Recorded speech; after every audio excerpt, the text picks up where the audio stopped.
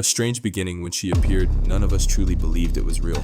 Not because she wore strange clothes or spoke in riddles, but because there was something in her eyes, as if she didn't belong to this world. Not just different, but not of our kind. A woman quietly emerged into the city. No ID, no origin, no memory, yet she knew things no one had ever told her. Things no one should know. Her name was Alaya. That's all we knew. No last name, no hometown. She didn't appear in any global database. No fingerprints, no identity code. Yet her voice, gentle as it was, silenced the room.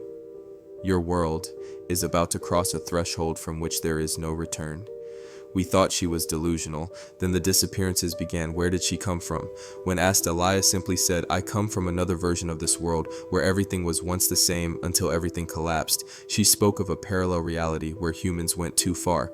Nuclear tests, mind control projects, and secret pacts with non-human entities opened a gate not just to other dimensions but to a world without God. I, a satellite signal analyst, was called in to investigate a strange disappearance. A research team had vanished from an outpost near Siberia. Cameras lost feed for exactly 7 seconds. But just before the signal cut, a glowing oval light appeared on the horizon, floating and completely silent. Alaya was the only one who didn't seem surprised. I've seen it before, she said. It's what made my world disappear. What she knew and wasn't supposed to. Alaya described a repeating behavioral pattern sequences she called reality fracture points. Each time humanity reached a certain moral or technological boundary, something would intervene. Sometimes it was UFOs, sometimes vanishings, and sometimes silence from those who never returned. She could predict where geomagnetic anomalies would occur, when satellites would glitch, always just seconds before someone vanished without a trace. Not all disappearances are human-caused, she said. There are entities observing us, not to invade, but to monitor, like gatekeepers of a higher order. The Watcher in the Dark. One night, Alaya asked to visit an old, abandoned church from Soviet times, once used for low-frequency psychic warfare experiments. She entered and knelt before a decayed altar. No cross remained, only a strange bas-relief carved with a winged creature whose face had been erased. She whispered, "They once called them angels, but not the kind you think. They're not good, but they're not evil." I asked, "Then what are they?" She looked me straight in the eye. "They are watchers, allowed to observe, forbidden to interfere unless we cross a line. And if we don't stop, they will. Not to save, but to shut us down." The first disappearance. That night, the Kazakhstan border station where the research team had passed sent their final transmission. We see a flying object, no sound, no heat signature. It's just hovering like it's waiting for us to notice. 7 minutes later, all signals ceased. No one was ever found. The station looked freshly abandoned, coffee still warm, but the people were gone. Alaya only said, "The universe doesn't just have space, it has moral limits, and you're dangerously close to crossing them." The last trace. Before the investigation was shut down, I found an audio file 3.2 seconds long transmitted from the vanished team. And do not static, they're not gods, It was the voice of one of the team members. In the background, a strange metallic flutter like metal wings slicing through the atmosphere. Alaya listened silently. Then she said, "You still have time, but only if you keep your faith, not in machines, but in something higher, something that still intervenes even if we don't deserve it." The terrifying revelation. Alaya didn't speak much, but every word she said felt like it came from a place beyond time, a realm where past and future merged like mist. "You call them disappearances," she said. "We call them retrievals." Retrievals. I had never heard anything so bizarre. But Alaya wasn't joking. The truth from a lost reality. In a private conversation, Alaya began revealing details about her former world, a reality that once ran parallel to ours, but now remains only as fractured ruins in the multiverse. "We advanced just like you," she said. "We believed we were the center of the universe. We created weather-controlling weapons, manipulated collective minds, and finally opened a gate no one was meant to open." That gate, she claimed, was the beginning of the retrievals, when space-time entities began to intervene. They don't kill, they don't destroy. They simply erase your presence from the timeline like a faulty line of code removed from the system. I couldn't comprehend it, but the global disappearances, Argentina, Japan, Iceland, Canada, suddenly made a cold, eerie kind of sense. The retrieved ones. Alaya said that in her reality, disappearances increased in 33-year cycles. Each time a group vanished, usually linked to weapons research, AI, or quantum neurology, and every person had touched forbidden knowledge. Not everyone is retrieved, only those approaching the core commands of the universe laws. Even angels aren't allowed to violate. I shuddered. A signal from beyond.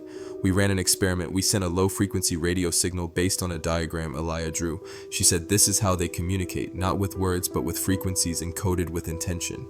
The result, a strange return signal of 3 repeated tones: blink, blink, stop. Our signal experts called it noise. Elia disagreed. That's a warning. They heard us, and they don't like what we're doing. Every time we repeated the signal, an 11-second electromagnetic disturbance followed. And during those 11 seconds, all security cameras recorded only white static, a biblical connection.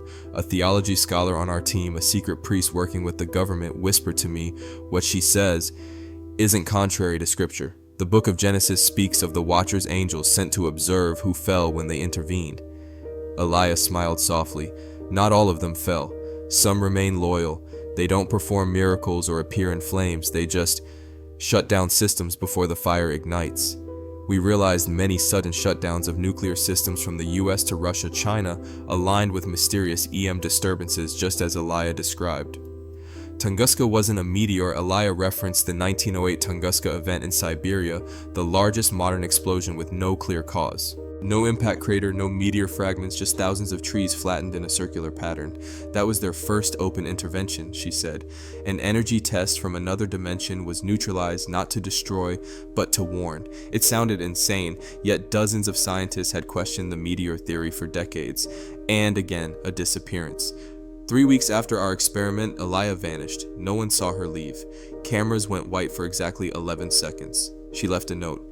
If I was retrieved, it's because I said too much, but if I'm still here, find me where light and shadow meet, where the watchers still stand waiting to see what humanity chooses. We don't know if she's alive, but the disappearances continue, and the signals from beyond still echo. The keepers of secrets. After Elia disappeared, we thought everything would quiet down, but that was only the beginning, the file that never existed. A few days after Elia vanished, I received an unmarked envelope. Inside was an old hard drive labeled Project Enoch. When I opened it, there was only one folder encrypted with top-tier military algorithms. With the help of an old friend in cybersecurity, we managed to decode its contents. It was a compilation of reports from 1947 to 2012, documenting over 130 unexplained disappearances, all connected to individuals working in weapons research, AI space programs, and ancient biblical translations. One note left me speechless. All subjects prior to disappearance had one thing in common: contact with signals of unidentified origin. Some reports call them the eyes, others the ones who intervene. In the Shadow Surveillance Agency, we gradually uncovered the existence of a nameless entity not part of any official government, yet operating above all global surveillance systems. They weren't called CIA, NSA, or KGB. Internal files referred to them only as the Quiet Order. They had the authority to interfere with satellite data and wipe digital traces in under 5 minutes. Their sole mission, to monitor, obscure, and erase any evidence of the Watcher's presence. But why Enoch, the man erased from history? One document referenced the Book of Enoch, a text excluded from the canonical Bible. In it, Enoch, great-grandfather of Noah, was taken up by God and never died. Elia once said Enoch didn't vanish. He was removed from the timeline so he wouldn't have to witness humanity's downfall. Scholars believe this book contains the first descriptions of the Watcher's angels sent to observe mankind who fell from grace when they loved humanity too much. And from that moment, the world changed. They don't want us to know, I realized. Every major system, religious or military, shared one pattern denial of the Watcher's existence. Because if there truly were a force capable of shutting down nuclear weapons, making people vanish, monitoring every human action, then the authority of any government, military, or church would be meaningless. They are watching. One physicist in our team, Armin, noticed his lab's radiation meter blinking even though all equipment had been shut off. The pulse matched the reverse Fibonacci sequence as if someone was knocking. Then Armin disappeared. Security footage blank for 11 seconds. Phones cut at exactly 0011. The same pattern again. They don't need to appear. Elia once said, they don't need spaceships or thunder. Just a signal, a glance, an intention, and a person vanishes. The deeper we investigated, the clearer it became. These disappearances were not endings, they were warnings. A suppressed prophecy.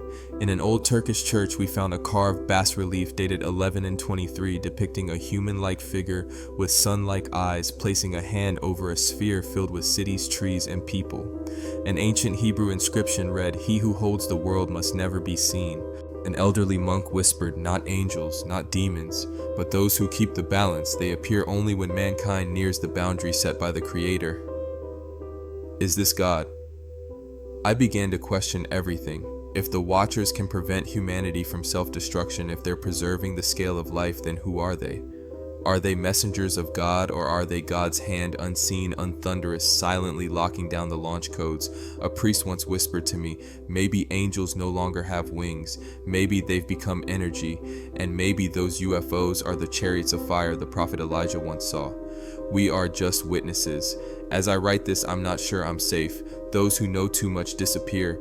Those who stay silent survive. But I can't stay silent anymore. If Elijah was right, then the last thing keeping humanity from the abyss isn't technology, or law, or weapons. It is a silent gaze from above, waiting to see if we'll awaken in time. The final hope. I used to be an analyst, a man who only believed in data algorithms and measurable facts. But after Elia, after the vanishings, after the 11 seconds of blank footage no camera could explain, I had to face a truth. We never controlled this world, and perhaps we never were meant to. The final line. In a classified meeting, a high-ranking US military officer in charge of nuclear security once told me, "I once saw 16 warheads simultaneously disabled without any physical interference. It was like something above simply said no." I asked, "What do you think it was?"